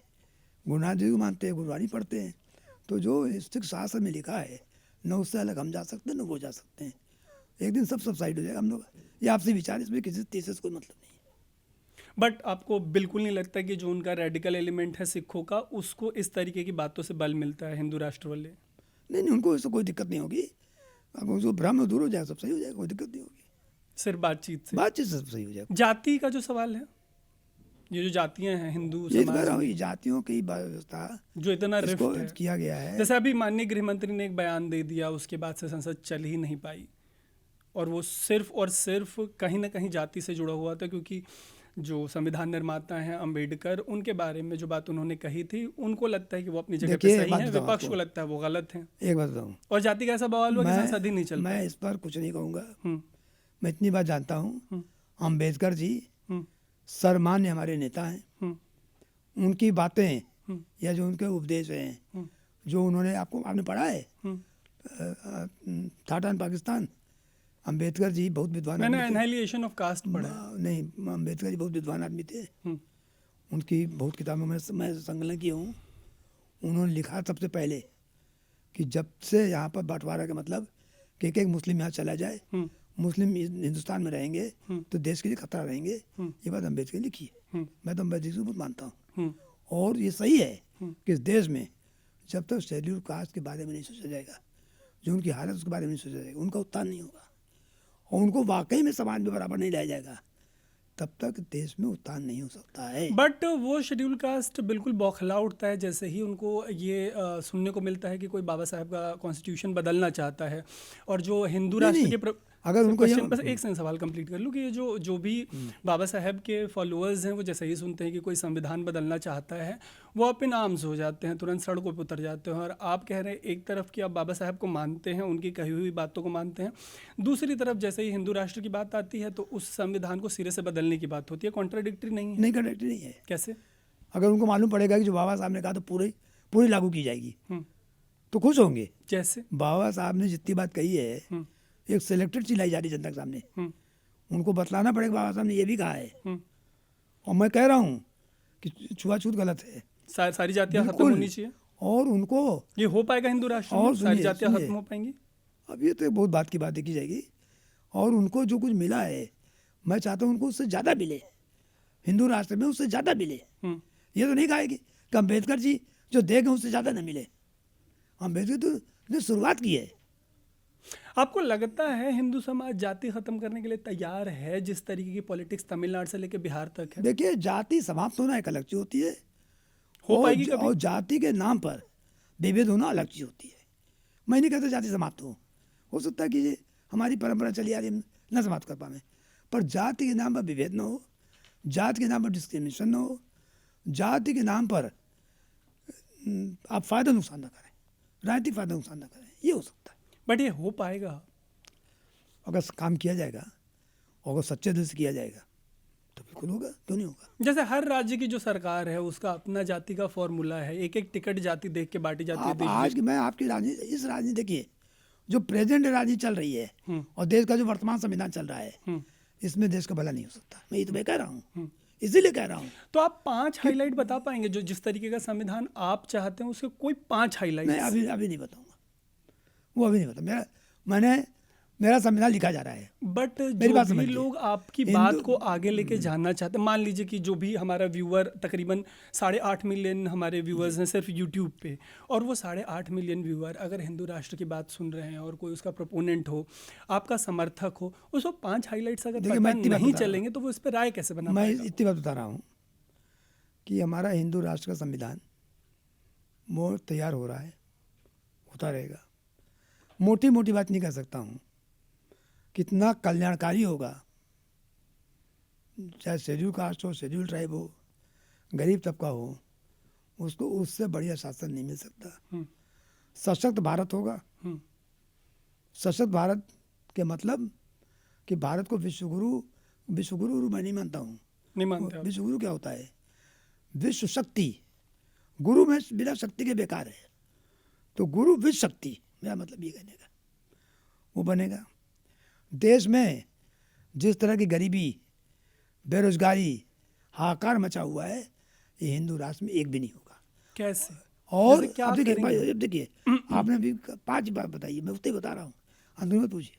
दूसरी बात, जिस तरह का विभेद हो रहा है, डिस्क्रिमिनेशन हो रहा है, न्यायालय में न्याय नहीं मिल रहा है, भ्रष्टाचार हो रहा है, हिंदू राष्ट्र होगा सब समाप्त हो जाएगा।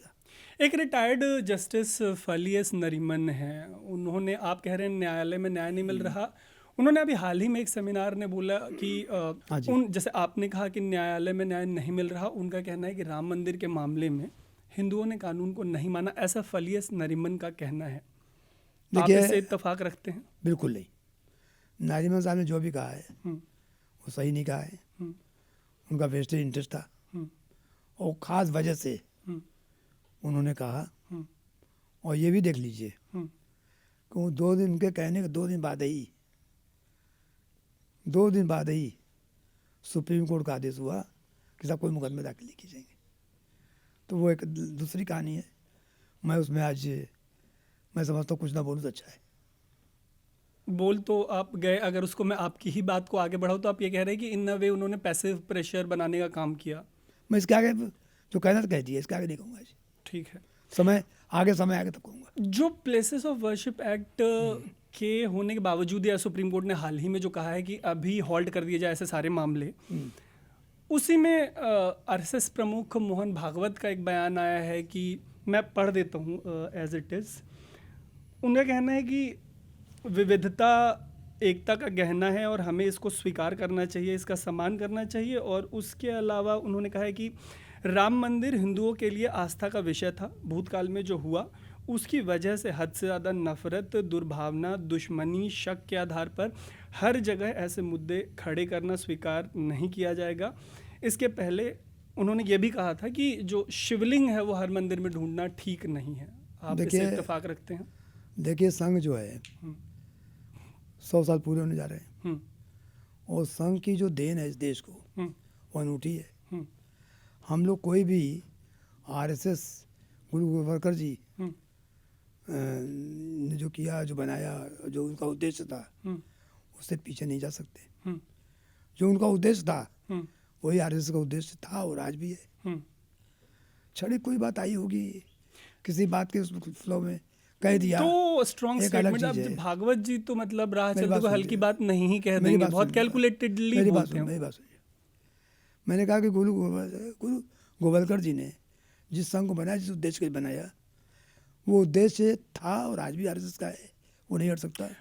अगर उन्होंने किसी परिस्थितिवश या कोई भावना कही तो एक अलग बात है, पर मैं एक चीज़ क्लियर कर दूँ, मेरा उद्देश्य ज़्यादा से ज़्यादा मंदिरों को स्वतंत्र कराने का था, है और रहेगा। वापस से दो चीज़ें रिपीट करना चाहूँगा पूरे पॉडकास्ट में। बस ये एक चीज़ रिपीट कर रहा हूँ कि उन्होंने, फिर से मैं उनका बयान पढ़ रहा हूँ।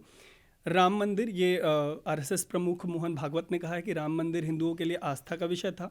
भूतकाल में जो हुआ उसकी वजह से हद से ज़्यादा नफरत, दुर्भावना, दुश्मनी और शक के आधार पर हर जगह ऐसे मुद्दों को खड़ा करना स्वीकार नहीं किया जाएगा। और इसके पहले उन्होंने कहा था कि हर मंदिर में शिवलिंग ढूंढना अच्छी बात नहीं है। जितना मैंने उनके स्पीचेस को सुना है वो बहुत तोल मोल के बोलते हैं। उसके बावजूद अगर मैं सही समझ रहा हूँ तो आपका स्टैंड यही है कि आप जो जिस तरीके से संभल हो या अजमेर हो या काशी मथुरा हो, इस तरीके के पिटिशंस लेके जाते रहेंगे कोर्ट्स में। हाँ, बिल्कुल सही कह रहे हैं आप। आप जब ऐसा स्टैंड लेते हैं तो जो अपोजिशन है वो इस तरीके के सवाल खड़े करता है कि आरएसएस कुछ और बोलता है और जो उसके एडहेरेंट फॉलोअर्स हैं वो कुछ और बोलते हैं। तो आरएसएस की कथनी में और करनी में अंतर है कि भागवत जी बोल रहे हैं कि हर मंदिर में शिवलिंग मत ढूंढो, और दूसरी तरफ कोर्ट दर कोर्ट पिटिशंस फाइल की जा रही हैं। तो है ऐसा कॉन्ट्रडिक्शन कथनी और करनी में, जो एलिगेशंस हैं अपोजिशन की? ऐसा है, बड़े कभी कोई बात मना करते हैं, छोटे कर ले जाते हैं, अच्छा, और बाद में वो भी कहते हैं ठीक किया, अच्छा किया। ठीक है। जैसे मेरे आपसे बताया था कि मेरे पिताजी बताते थे, कुछ से कहते थे कि ये अंग्रेजों से ये जो लड़ रहे हैं, शासन कहीं कभी हिंदुस्तान कहाँ पाएगा, गलत कर रहे हैं, सुसाइड कर रहे हैं, और बिगड़ते थे कि मत करो। जब सुनता मिल गई तो उन्होंने सपोर्ट किया। जब मंदिर मिल जाएगी तो सब लोग सपोर्ट करेंगे। मिल रही है मिलेगी, ठीक है, मिल रही है मिलेगी। ठीक है। तो जैसे बाबरी मतलब अयोध्या में जो ढांचे के साथ हुआ उसके बाद मंदिर बना, तो जैसे आप लोगों का जो आगे का दावा है, जैसे वो काशी में हो, मथुरा में हो, संभल में हो, अजमेर में हो, क्या ताजमहल का दावा है या कुतुब मीनार का दावा है, तो इसमें जो पूजा की पद्धति होगी या जो मंदिर निर्माण होगा वो किस तरीके का होगा, अगर कोई समझना चाहे तो? देखिए, मेरा काम कोर्ट का है, कोर्ट से मुक्ति करवाना। उसको धर्माचार्य हैं, शंकराचार्य जी लोग बैठे हैं, धर्माचार्य हैं, वो देखेंगे ऐसे मंदिर का कैसे संपूर्ण मतलब ये स्ट्रक्चर्स रह जाएंगे, जैसे कुतुब मीनार और ताजमहल जैसा एग्जिस्ट करता है वैसा ही रह जाएगा, या इनको रिप्लेस करके बिल्कुल ऑल टुगेदर जैसे राम मंदिर का संपूर्ण निर्माण हुआ ऐसा कोई निर्माण होगा? देखिए, कुछ जगह पूजा शुरू हो जाएगी और कुछ जगह पूरा नया बनेगा। ठीक है। अभी तो आज बता पाना कि कहाँ कौन रह जाएगा क्या। आपके दिल की कोई तो इच्छा होगी आपके? ज़्यादा से ज़्यादा पुराने ढांचे हटकर उस जगह नया मंदिर बने, ये मेरी अभिलाषा है। हो सकता है कुछ जगह नया नमन भाव जितना है उसमें पूजा होती रहे, पर पूजा तो शुरू हो जाएगी। ये मतलब ताजमहल को लेके भी ये बात लागू होती है, दुनिया के 7 अजूबों में शामिल है। तो ताजमहल में क्या, ताजमहल तो शिव मंदिर आज भी है, शिव मंदिर है, शिव मंदिर है, ऊपर की कब्रें हट जाएगी, वो तोड़ने की जरूरत क्या है? अच्छा, वो तो मंदिर ही है। ठीक है। कुतुब मीनार की पूछो जी, कुतुब मीनार में थोड़ा फर्क है। कुतुब मीनार में हिंदू देवी देवताओं की मूर्तियाँ एक नहीं 50 सामने दिख रही हैं, टूटी टूटी पड़ी हुई है, और नेशनल शेम है तो वो स्ट्रक्चर, जैसे मेरा तो सवाल, जैसे किसी का अगर एक जमाने में लगता था कि राम मंदिर कहाँ ही बन पाएगा, परंतु आपके अनुभव में भी आपको लोगों ने, जितने मैंने आपके पॉडकास्ट देखे, आपको रिजेक्ट किया गया निरंतर, कह रहे क्या लड़ाई लड़ रहे हो, आपको उपहास किया गया, वो सारा मैंने देखा है। मैं नहीं चाहता कि जो ऑलरेडी आपने बयान दे रखे वो रिपीट हो, बट जैसे आज राम मंदिर एग्जिस्ट करता है जिस फॉर्म में, और जो एक प्री एग्जिस्टिंग स्ट्रक्चर था वो हटा, तो ये आप कह रहे हैं कि ताजमहल के मामले में तो चलिए ठीक है, वो structure as it is exist कर सकता है, कुतुब मीनार के मामले में कोई दूसरी स्थिति हो सकती है? कुतुब मीनार में 2-3 चीज़ आएंगी कि ऐसा ही मॉन्यूमेंट है तो उसको तोड़ा ना जैसे पड़ा रहे, ठीक है, पर हिंदू पूजा पाठ शुरू हो जाए, हिंदू पूजा पाठ शुरू हो जाए, ये हो सकता है। जब अजमेर की बात है तो अजमेर वाले टाइम पे कहने वालों ने ये कहा कि वहाँ तो खुद प्रधानमंत्री चादर भेजते हैं या चढ़ाते आए हैं। जब प्रधानमंत्री खुद ऐसी जगहों पे जाते रहे हैं, चादर चढ़ाते रहे हैं, तो ये जो दावा है उनकी अपनी, मतलब उनकी जो अपनी स्टैंडिंग रही है अजमेर जैसी जगह को लेके, उसके कॉन्ट्राडिक्शन में नहीं आ जाता? देखिए, किसी मज़ार पर जाके पूजा करना या उसको किसी प्रकार से पूजना, मैं समझता हूँ सही कहीं भी नहीं हो सकता है। जो आदमी मर गया, दफना दिया गया, उसकी आत्मा चली गई। प्रधानमंत्री ने गलत किया चादर चढ़ा के। मैं बता रहा हूँ, मेरी बात सुनिए। एक कस्टमरी चला रहा है, क्योंकि हमारे यहाँ बहुत चीज़ ऐसी होती हैं कि बिना देखे भी कोई पालन करता है। तो जो कस्टमरी चला रहा है, प्रधानमंत्री से चादर चढ़ती रही, चढ़ गई, तो चादर चढ़ने की वजह से वैलिडिटी नहीं हो गई। और दूसरी बात यह है, अगर सबूत मिले कि वहाँ पर मंदिर था नीचे और शिवलिंग है और ऊपर आपने बना दी मज़ार, तो क्या होगा भाई? मज़ार के मतलब क्या होता है? एक किसी मृत व्यक्ति को दफना देना, जहाँ तक मैं समझता हूँ इतना ही होता है। तो मृत व्यक्ति को दफना देने से वो पूजा योग्य कैसे हो जाएगा? पूजा योग्य कैसे हो जाएगा? तो वो तो मैं समझता हूँ, लोग कहते हैं कि आप वो गलत ये ना करिए, एक शब्द आता है कि वो पाल रहे हैं वहम, तो वहम की बात हुई, तो उसमें ना आत्मा है ना कुछ है, चली गई, तो उसको पूजने का कोई मतलब नहीं है। और कोई पूजा के स्थान हो भी नहीं सकता। तो इसलिए अगर अजमेर शरीफ में उनको खुद हटा देना चाहिए, खुद हटा देना चाहिए दरगाह, क्योंकि वहाँ पर अगर मंदिर मिलता, नहीं मिलती तो मैं नहीं कहता, पर अगर मंदिर है या शिवलिंग नीचे है तो दरगाह कोई मतलब नहीं है वहाँ। ठीक है। 2023 में समाजवादी पार्टी में थे स्वामी प्रसाद मौर्य जी। उनका एक बयान था कि बद्रीनाथ से लेके केदारनाथ समेत कई ऐसे मंदिर है जहाँ पे बौद्ध स्तूपों या मठों के प्रमाण मिले हैं, उनको तोड़ के बनाया गया है। और उनका कहना था कि अगर इस तरीके के दावे कोर्ट में पहुँचने लग जाएं तो सामाजिक स्थिति क्या होगी? मैं नहीं समझता कि जिसके पास सबूत हो और वो कोर्ट ना आवे। स्वामी प्रसाद मौर्य जी के पास अगर सबूत है तो भाई आज तक कोई को दावा क्यों नहीं दायर किया? नहीं किया कहीं। तो आपको लगता है कि अगर मंदिरों के अगेंस्ट किसी के पास साक्ष्य है कि वो जैन या बौद्ध धर्म के अवशेषों पे बनाए गए हों? इस बात को लोग जबरदस्ती की बात करके हिंदुओं को दबाना चाहते हैं। ठीक है भाई, बौद्ध अगर है तो बौद्ध आएंगे, देखा जाएगा। वो अपना मैं कभी नहीं कहूँगा कि केस ना लड़े, पानी मैं कभी नहीं कहूँगा केस ना लड़े, मैं वेलकम करूँगा, आइए आइए लड़िए। यहाँ तो बात हो रही कि हम लोग आए कोर्ट जा ही नहीं सकते। मैं कहाँ कह रहा हूँ कि बौद्ध नाम है, बौद्ध जी हमें वेलकम, हम लोग उसको देखेंगे कि क्या बनता है क्या नहीं बनता है। पर यहाँ तो मुसलमानों को इतना डर है, इतना डर है, मैं तो साफ शब्दों में कह रहा हूँ कि जो गुलामी काल की विभीषिका से जो इस्लाम से डरे हुए हैं वो आज तक डरे हुए हैं। और शब्द कह सकता हूँ कि Islamic phobia is haunting their mind. कितने डरेगा रे भैया, दंगा हो जाएगा, वो लोग मार डालेंगे। ये क्या है कि भाई अगर केस चला जाएगा और केस चलेगा तो दंगा हो जाएगा।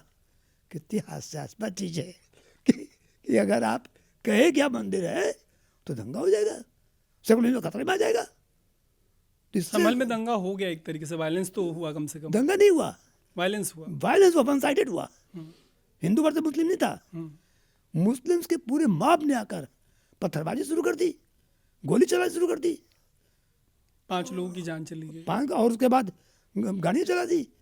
नहीं, जान जाना तो खराब चीज़ है, मैं किसी की जान जाने की फेवर नहीं हूँ। बट आपको नहीं लगता कि ये जो मतलब मैंने दुख की जो बात है। रिसर्च पर्पस से जो पॉडकास्ट देखे या पढ़ा, उसमें कहीं कहीं कहीं पे जिक्र है कि 3,000 ऐसे स्ट्रक्चर्स हो सकते हैं जहां इस तरीके के दावे की पॉसिबिलिटी है। देखिए तो बहुत से लोग आपको ऐसे लगता है कि जैसे संभल हुआ या अयोध्या के टाइम पे जिस जिस तरीके की हिंसा हुई, दंगे हुए, ये निरंतर एक देश दंगों की चपेट में रहेगा इस तरीके के मैं फिर दावों वही की बात कह वजह रहा से? हूँ, अभी कहा, क्या आप मुकदमा इसलिए ना करें कि अगला दंगा करेगा? रूल ऑफ लॉ के क्या मतलब होता है? मतलब देश का शासन तंत्र बेकार हो गया। यानी कि फिर वही मैं रिपीट कर रहा हूँ कि कोई आके मकान पर कब्जा कर ले और आप कोर्ट में जा नहीं सकते कि अगला दंगा कर देगा। तो कोर्ट में जाए, दंगा कैसे हो रहा है? तो ये तो एक दावा काम कीजिए, मैं भारत सरकार से कह रहा हूँ कि इतना दब जाइए कि जो एंटी इंक्रोचमेंट लॉ खत्म कर दीजिए। कहिए जिस आदमी जिस प्रॉपर्टी कब्जा कर लिया, भाईचारा बना रहेगा, उसी पर बना रहेगा। वो कल जो कब्जा कर ले उसका हो जाएगा। माइट इज राइट, देश शासन कि माइट, जिसके पास माइट होगी वो कब्जा कर लेगा। इसमें दो पॉइंट्स हैं। ये एक तो कौन सी ये बात हुई कि कि आप मंदिर लेने की बात करें तो दंगा हो जाएगा? नहीं, लेकिन जैसे आपने बोला एंटी इंक्रोचमेंट लॉ खत्म कर दे, तो दिल्ली में जो पिछला इलेक्शन था उस वाले इलेक्शन में तीनों ही पार्टियां कह रही थी, बीजेपी, आम आदमी पार्टी और कांग्रेस, की जो तकरीबन 1600 झुग्गियां हैं उनको हम ऑथराइज कॉलोनीज में कन्वर्ट कर देंगे, क्योंकि लोग हैं वो आते हैं वो बस जाते हैं। तो एक काल परिस्थिति में हो सकता है कि उसको इलीगल इंक्रोचमेंट के तौर पे देखा गया हो। देखिए काल और परिस्थिति बदलने पे उसको लीगलाइज करने की देखिए, बात हो रही इंक्रोचमेंट है। Is something different. दोनों का मुकाबला नहीं कर सकते। An offence against humanity, against humanity is something different. मैं आपके घर में गोली बंदूक लेकर घुस जाऊं और कब्जा कर लूं और कहूँ हमारा कब्जा हो गया, वो वैलिड कर दिया जाए। एक है कि देश के नागरिक हैं, रहने की जगह नहीं है, गरीब हैं, आ गए बस गए, तो वो एक अलग चीज़ हो गई। पर कहिए किसी घर में घुस कर तोड़ को तो कब्जा कर लिया, उसको वैलिड कर दिया जाए, दोनों अलग चीज़ें हैं।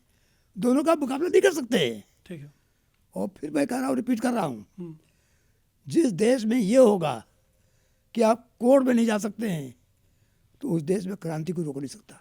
ठीक है। अगर हिंदुओं की आवाज़ दबाई गई और कोर्ट में जाने का रास्ता बंद किया गया, तो हिंदू क्रांति को रोक नहीं सकता और वो भी होकर रहेगी। मेरा एक सवाल ये है कि फिर कहने वाले ये कहते हैं कि जो बाबर की 15वीं शताब्दी की गलती थी, उसके लिए अभी के दौर के लोगों के साथ, अभी के दौर के लोग एक दूसरे के साथ कॉन्फ्लिक्ट में आ जाना सही है? मैंने कहीं कहा है कि लोग पनिश किया जाए। किसी दावे में आज तक किसी ने लिखा है कि जो लोग हमारी मंदिर काबिज हैं इनको जेल भेजा जाए, इनसे खर्चा वसूला जाए? लिखा है किसी ने? ये तो तब आते जब मैं को इनको पनिश किया जाए। आज वो क्यों बाबर के थ्रू क्लेम कर रहे हैं? जो लुटेरा था, जो आक्रांता था देश में, जिसने यहाँ बाहर से आकर आक्रमण किया, आज आप उसका साथ क्यों दे रहे हो? आप तो हमारे साथ आपको होना चाहिए कि भाई आपकी चीज़ अब ले जाइए। सवाल कहने का ये है कि उल्टा सवाल हो रहा है कि ये तो तब होगा जब मैं कहूँगा आपको पनिश कीजिए। मैं तो नहीं कह रहा हूँ कि जो वहाँ पर मस्जिद, जो लोग काबिज है चौकाल मस्जिद में, उनको पनिश किया जाए। तब कहते कि उसका हम क्यों उठावें? अरे भाई कब्जा आप करने छोड़ दीजिए, और गलत लिया गया तो छोड़ दीजिए, जाइए, ये कानून को अपना काम करने दीजिए। 3000 का दावा है तो ये तो हरि अनंत हरि कथा अनंता के जैसा हो जाएगा कि ये तो निरंतर चलता ही रहेगा। एक राम मंदिर के मामले को उसका जजमेंट आने में तकरीबन 70 साल का समय लग गया। तो ऐसे दावे तो मेरे को लगता है न जाने कितने सालों तक चलते रहेंगे। दिक्कत क्या है? आप अपना काम कीजिए, दावे चलने दीजिए। कहीं जाके रुकेगा ये? क्यों रुकेगा? एक मंदिर, फिर रिपीट कर रहा हूँ, एक मंदिर जो तोड़ के बनाई गई हैं, जितनी भारी संख्या में मंदिर टूटी है, इतनी भारी संख्या में हमारी भावनाओं के साथ आघात हुआ है, तो उतनी भारी संख्या में वापस भी आएंगी। मैं फिर कह रहा हूँ, रिपीट कर रहा हूँ कि जिनका सबूत मिल जाएगा तोड़ के बनाएगा, एक बार मैं उन्हीं पर कार्रवाई करूँगा। ठीक है। और ये जैसे आप जो माइट इज़ राइट वाली बात कर रहे हैं, तो बाबर का जो दौर रहा होगा उस वाले टाइम में भी जिसकी लाठी उसकी भैंस चली, तो कुछ वैसा सा ही हो रहा है, ऐसा लोग सवाल उठाते हैं। अभी के दौर में कहाँ हो रहा है? माइट इज़ राइट वाली बात हो हिंदू रही तो है। चल ही रहा है। माइट इज राइट तो आज भी मुस्लिम को चल रहा है कि अगर केस करोगे तो हम दंगा करेंगे, केस करो तो हम मीठा फेंकेंगे, केस करो तो हम वाहन जला देंगे। हिंदू साइड में जो लोग ये आर्ग्यूमेंट देते हैं कि धर्मनिरपेक्षता मानी जानी चाहिए और ऐसे मामले नहीं उठाने चाहिए, तो आप उनको शांति प्रिय लोगों के तौर पे नहीं देखते कि नहीं, मतलब बिल्कुल वो नहीं नहीं। चाह रहे कि रिफ्ट ना हो, जाने ना जाएं, वो लोग ऐसे दंगे हैं, ना हो? वो ऐसे हैं देश जिस वजह से पराधीन हुआ था 1192 में, ऐसे सेकुलर लोग, ऐसे डरपोक लोग आज हिंदुस्तान को फिर गुलामी ढकेलना चाहते हैं। मैं उनका विरोधी हूँ और ये देश के साथ अन्याय है। हिंदू राष्ट्र की बात होती है तो वेदों की तरफ लौटने की बात होती है, जो हमारे पुराण हैं उनकी तरफ, रामायण और महाभारत की तरफ लौटने की बात होती है। अक्रॉस पॉलिटिकल पार्टीज़, आज की डेट में जितनी भी पॉलिटिकल पार्टीज़ एग्जिस्ट करती हैं, उसके सांसद हों, विधायक हों, नेता हों, अब तो वार्ड कमिश्नर से लेके जो मुखिया हैं वो सब अपने बच्चों को भेज रहे हैं वो जो यूरोपियन कंट्रीज़ हैं वहाँ पढ़ने के लिए, जो क्रिश्चियनिटी को प्रोपगेट करते हैं, और उनकी जो यूनिवर्सिटीज़ हैं। यस, आप इसको किस तरीके से देखते हैं? नहीं, आप सही कह रहे हैं, कुछ हद तक आप सही कह रहे हैं, और ये भी सही बात है कि जो इस परंपरा चल रही है, मैं हिंदू की बात कर रहा हूँ, कि कॉन्वेंट पढ़ाना, बाहरी फारगी चीज़ को मानना, अपने को इग्नोर करना, यही तो मेरी लड़ाई है। और मेरा यही काम है कि सबसे पहले हिंदुओं को जगाना कि जाग जाओ, तुम्हारी संस्कृति सबसे उच्च है, तुम्हारी शिक्षा सबसे उच्च है, हरिशंकर यही जी, मुझे बताना है। अभी वर्तमान सरकार हो तो, या उसकी कैबिनेट हो, या इसके पहले की जो भी सरकारें रही हैं, वो तमाम लोगों ने अपने बच्चों को बाहर भेजा है। वो ऑक्सफोर्ड में पढ़ाते हैं, हार्वर्ड में पढ़ाते हैं, वो आईवी लीग के कॉलेजेस में पढ़ाते हैं। किसी भी सरकार के किसी भी बड़े नुमाइंदे को किसी पॉइंट ऑफ टाइम पे आप इस चीज़ को मनाने में सक्सेसफुल रहे हैं कि वो अपने बच्चों को भारतीय पद्धति की तरफ लेके जाए, वेद पुराण पढ़ाए, रामायण महाभारत पढ़ाए? नहीं, मैं व्यक्ति विशेष से बात नहीं करता किसी से, और ना मेरा ही काम है। मैं आम जनता से, आम लोगों से जहाँ जाता हूँ ये कहता हूँ, दो बातें जरूर कहता हूँ जी, और आपसे भी शेयर कर रहा हूँ जी, कि अपने बच्चों को धर्म की शिक्षा दीजिए, जो अपने ग्रंथ हैं, संस्कृत है, संस्कृति है, वो भूलने ना पावे, और उसको आगे बढ़ाइए ताकि वो अक्षुण्ण रह जाए। दूसरा, अपने नौजवानों से कहिए कम से कम 5 बच्चे पैदा करें। अगर बच्चे नहीं होंगे तो आज मुस्लिम आबादी बढ़ जाएगी, तो हिंदू को दबा दिया जाएगा, हिंदू क्रश कर दिया जाएगा। जिस दिन के लिए आप कम बच्चे पैदा कर रहे हो कि बड़ा आराम करेंगे, वो आराम नहीं करेंगे, उनको जबरन उनका धर्म परिवर्तन कराया जाएगा जैसा पहले हुआ था। तो इसलिए 2 बात मैं कहता हूँ कि 5 बच्चे पैदा करो, और हिंदुओं अपनी सभ्यता और संस्कृति बचाने के लिए अपने जो ग्रंथ और शास्त्र पढ़ाए जाएं, और बाकी जो हिंदू शास्त्र, हिंदू राष्ट्र बनेगा तब शासन से होगा। अभी जब तो नहीं बनता तब तो इतना काम। 2 छोटे छोटे सवालों के साथ इसको ख़त्म करते। पहला सवाल तो ये कि जब नीति निर्माता, वो चाहे किसी भी दौर के हों, जब वो अपने बच्चों को भारतीय सभ्यता, संस्कृति, वेद पुराण और महाभारत रामायण की तरफ नहीं लाने को राज़ी, तो क्या इस देश में हिंदू राष्ट्र का जो पूरा वो कैसे बोले, जो कैंपेन चलाएगा वो middle class, lower middle class और गरीब चलाएंगे? देखिए, ऐसा है, इस देश में जो ऊपर बैठता है उसके हिसाब चलता है। मोदी जब नहीं थे तो कितने 2014 के पहले कहीं भी कोई योग का नाम लेता था? कोई किसी कहीं अभिवादन भी होता था, कोई जयराम जी बोलता था? तो जब शासन सत्ता में बैठे लोग कठोर और कट्टर होंगे, मैं बोल रहा हूँ इनका कैबिनेट हो या कांग्रेस के तमाम बड़े नेता हों, आपको मेरे से बेहतर जानकारी होगी, ये तमाम लोग A to Z, मतलब छोटा विधायक भी आज की डेट में, जो मतलब जिन भी राज्यों में इनकी सरकार हो, वो सारे क्रिश्चियन कंट्रीज़ में अपने बच्चों को पढ़ा रहे हैं। नहीं, मैं उसका सपोर्ट नहीं कर रहा हूँ। फिर अभी कहा आपसे, अपने बच्चों को क्रिश्चियन कंट्री पढ़ाना या क्रिश्चियन स्कूल में पढ़ाना दोनों गलत है। मैं सबसे ही कहता हूँ कि इंग्लिश स्कूल में मत भेजिए। मुझे ताजुब हुआ देख के, अभी कुछ दिन पहले मुझे मालूम हुआ बट ये तो भेज रहे हैं और ये तो भेजते रहेंगे। जो वहाँ एडमिशन के लिए प्रेप में डोनेशन 2 लाख 2.5 लाख दे के और लोग फादर के हाथ पर जोड़ते हैं, तो ये तो गलत कर रहे हैं। चाहे हम ए का हो या बी का, इससे मतलब पार्टी से मतलब नहीं है, जो भी कर रहा है गलत कर रहा है। और हमको अपने बच्चों लेकिन ये तो फंडामेंटली ये तो बदलेगा ही नहीं। वो तो मतलब जो भी सांसद विधायक बनेगा उसके पास अकूत धन है, वो अपने बच्चों को क्रिश्चियन कॉलेजेस में भेजेंगे ना, सब बदल जाएगा। कैसे? जब हिंदू राष्ट्र बनेगा और हिंदू गवर्नमेंट आएगी तो स्कूल ही नहीं रहेंगे, क्रिश्चियन स्कूल ही नहीं होंगे। मैं डेफिनेटली अगली बार कभी इंटरेक्शन का मौका मिले तो मैं ज़रूर आपके साथ प्रॉपर सिर्फ इस एक टॉपिक पे आपके ड्राफ्ट के साथ अगर थोड़ी जानकारी आप कभी शेयर करना चाहें। लास्ट क्वेश्चन ये था कि जैसे इंडियन गवर्नमेंट का जो फर्टिलिटी से रिलेटेड सर्वे होता है कि एक कपल हिंदुस्तान में कितने बच्चों को जन्म दे रहा है, तो ऑन द होल इंक्लूडिंग मुसलमानों में ये 3 से नीचे आ गया है। कोई भी अक्रॉस कम्युनिटीज़, कोई भी कम्युनिटी अब 3 से ज़्यादा बच्चे पैदा नहीं कर रही। तो ये जो ज़्यादा बच्चे पैदा करने की वकालत है, उसके पीछे का कोई साइंस है या प्योर इमोशनल रिफ्लेक्स नहीं, है? कोई इमोशनल, मैं इमोशनल कोई बात नहीं करता। जब सत्ता की और न्याय की बात करता हूँ तो इमोशन नहीं होता है। देखिए, हिंदू आबादी घट रही है और बुरी तरह घट रही है, और मुस्लिम आबादी लगातार बढ़ रही है। ये जो आपने 3 बच्चों वाली बताई, ये डाटा जिसने भी गलत दिया है। भारत सरकार हेल्थ मिनिस्ट्री, फर्टिलिटी रेट 3 से नीचे है। मैं देखिए क्या नरेंद्र मोदी के भारत सरकार का जो मैं हेल्थ देखिए, मिनिस्ट्री है उसका जो इसे मोदी जी को बीच में मत लाइए। सर, मैं तो बोल रहा हूँ कि आप मेरे डेटा को क्वेश्चन करते हो, मैं बस बोल रहा हूँ कि भारत सरकार का जो, मैं नरेंद्र मोदी का नाम नहीं ले रहा, मैं कह रहा हूँ भारत सरकार, वर्तमान भारत सरकार का जो वो हेल्थ डाटा सही मिनिस्ट्री नहीं है, वो डाटा सही बिल्कुल नहीं है। अगर स्वास्थ्य मंत्रालय ये कह रहा है कि फर्टिलिटी रेट मुसलमानों के 3 से नीचे है, तो आप नहीं, उस गलत। डेटा पे, वो बिल्कुल भारत गलत। सरकार के डेटा पे भरोसा नहीं करते। मैं बिल्कुल भरोसा नहीं करता। और आबादी बुरी तरह बढ़ रही है। अभी सेंसस आएगा, देख लीजिएगा, जो मैं आज कह रहा हूँ देख लीजिएगा कि कितना कितना बड़ा हुआ है। और अगर हिंदू 5 बच्चे पैदा नहीं करेगा तो देश को मजबूत हम नहीं कर पाएंगे, और देश को मजबूत करने की जरूरी है। और सारे नौजवानों से मैं अपील जहाँ जाता हूँ ये करता हूँ कि 5 बच्चे से कम पैदा मत कीजिए, ठीक है। अगर चाहते हैं कि देश स्ट्रांग बने।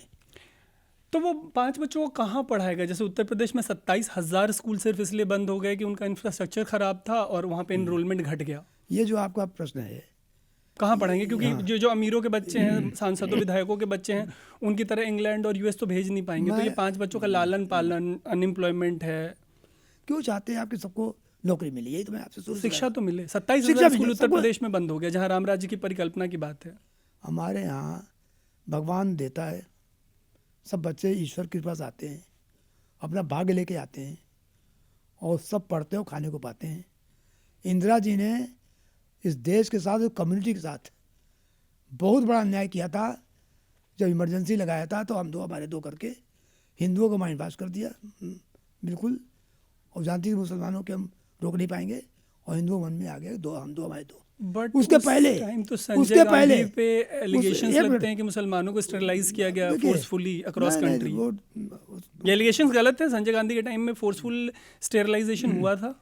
वो 2-4 केस हो गए होंगे, उसकी पर्सनल रहा होगा। ऑन रिकॉर्ड है काफी सारा कुछ, आप नहीं मानते उसमें? इंदिरा जी ने जो नारा दिया, हम दो हमारे दो, क्यों दिया?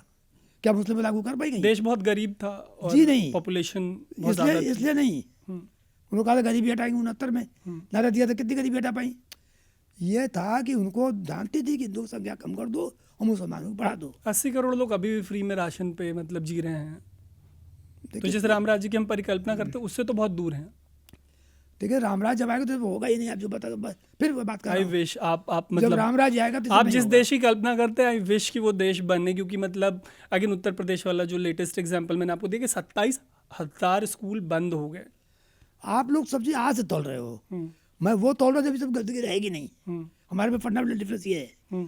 आप तो आज देख रहे हो फला मिनिस्टर ऐसा कर रहा है, जैसे माननीय मोहन फला भागवत इतना कम हो गया। नहीं सर, एक लास्ट क्वेश्चन, आप इतना बुलवाया मैंने आपसे, आखिरी क्वेश्चन पूछ के इसको रैप करते हैं। जैसे मोहन भागवत जी का कहना है कि उनके अपने मोहन भागवत जी के अपने अंडरस्टैंडिंग के हिसाब से अगले 20 सालों में भारत विश्व गुरु बन सकता है और पूरी दुनिया के लिए एक गुरु की भूमिका निभा सकता है। आपका अनुभव, आपकी 70 साल की उम्र और 35 साल की लीगल प्रैक्टिस, हिंदुओं के लिए इतना लंबा काम करने का आपका रिकॉर्ड, आपको क्या लगता है कि भारत कब तक हिंदू राष्ट्र बनने की स्थिति में होगा? ये रामराज्य कब तक आ जाएगा कि ये जो स्कूल्स के क्लोजर्स हैं या अपने बच्चों को ऑक्सफोर्ड और हार्वर्ड भेजने का जो कल्चर है, या जो 80 करोड़ लोगों को मुफ्त में अनाज की ज़रूरत है, वो कब तक हम फिक्स कर पाएंगे आपके हिसाब से? देखिए, अभी 20 साल, 25 साल, 50 साल? इन 70 साल में मेरी 49 साल की वकालत है, 50 साल, जिससे 35 साल लगातार मैं केवल हिंदू काम कर रहा हूँ। ठीक है। और करता रहूँगा मरते दम तक। ठीक है। और आप लिख लीजिए आज की तारीख, ये 2025 आ रहा है, 25, 2035 डेडलाइन है। 35 भारत हिंदू राष्ट्र बन जाए, कोई रोक नहीं पाएगा। 35 तक भारत हिंदू राष्ट्र बन और जाएगा। जब तक भारत हिंदू राष्ट्र नहीं बनेगा तब तक विश्व पटल पर भारत का रूप नहीं आएगा। तो तीसरी बात, विश्व गुरु नहीं, विश्व गुरु विद शक्ति। एक गुरु जिसके पास शक्ति भी वो बनेगा। और ये तमाम समस्याएं तब तक जो समस्या इनका जितनी बता निवारण रहे हो हैं, जाना चाहिए या होना शुरू हो जाना हमारे चाहिए? तो स्कूल बेरोजगारी होती नहीं, हिंदू राष्ट्र में बेरोजगारी होगी नहीं होगी। ये जो अभी 80 करोड़ लोगों को मुफ्त अनाज की जरूरत है, जरूरत खत्म हो नहीं जाएगा। पड़ेगी। ये सब इसलिए हो रहा है कि एक ढांचा कांग्रेस के जमाने का चला आ रहा है, सुधर रहा है, सुधरेगा। पर जो क्रांति होगी, जो हिंदू राष्ट्र बन जाए, तो कुछ नहीं होगा, बड़ा साफ सुथरा एकदम क्लियर होगा, हर आदमी खुशहाल होगा उसमें। मुसलमान और अब क्रिश्चियंस देखिए खुशहाल मुसलमान होंगे इसमें? देखिए मुसलमान तो खुश वहाँ होता है जहाँ मारकाट होती है, चाहे देखिए हिंदुस्तान नहीं, किसी कंट्री में चले जाइए, आपसी मारपीट हो रही है उनकी, पाकिस्तान में दिन हो रहा है, तो उनका तो क्या खुश होंगे, उनकी खुशी किसमें है? उनकी खुशी में कि इस्लामिक शासन तो सब ठीक है, इस्लामिक शासन तो खराब है, क्रिश्चियंस गजवा हिंद उनको चाहिए। क्रिश्चियंस देखिए क्रिश्चियन का इंडिया में कोई बहुत बड़ी वैल्यू नहीं है, और जो थोड़ी बहुत बढ़ रही है धर्मांतरण, उसको हमें बहुत सख्ती से रोकना पड़ेगा। ईसाई मिशनरीज को यह काम नहीं करने देंगे और हिंदुओं का धर्मांतरण नहीं होने देंगे, ये हिंदू राष्ट्र की बिल्कुल परिकल्पना। हिंदू राष्ट्र में कोई धर्मांतरण नहीं होने देंगे। तो हरिशंकर सर ने हम लोगों को बहुत लंबा टाइम दिया। आई होप कि ये पूरी कॉन्वर्सेशन होलिस्टिक रही हो, मैक्सिमम क्वेश्चंस का जवाब आपके लिए ले पाए हो।